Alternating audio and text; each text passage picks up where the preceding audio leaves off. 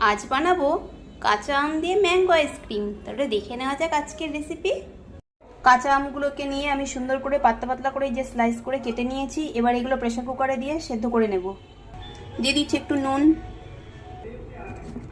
অল্প করে জল দিয়ে সেদ্ধ করে নিচ্ছি। আমটা সেদ্ধ হয়ে গেছে, এটা আমি মিক্সিং জারের মধ্যে নিয়ে নিচ্ছি। দিয়ে দিচ্ছি কিছুটা জিরে গুঁড়ো, এটা ভেজে রাখা ছিল। দিয়ে দিচ্ছি কিছুটা বিট নুন, দিয়ে দিচ্ছি বেশ অনেকটা পরিমাণ চিনি, দিয়ে দিলাম কিছুটা ফুড কালার। এই মিশ্রণটিকে আমি একটু পাতলা করে নিলাম জল দিয়ে।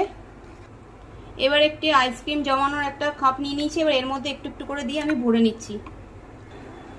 এই সব ঢেলে নিয়েছি, এবার এটাকে আমি আটকে দিচ্ছি। আটকে দিয়ে ডিপ ফ্রিজারে আমি 10 ঘন্টা থেকে 12 ঘন্টা মতন রেখে দেব, তারপর আবার দেখাচ্ছি।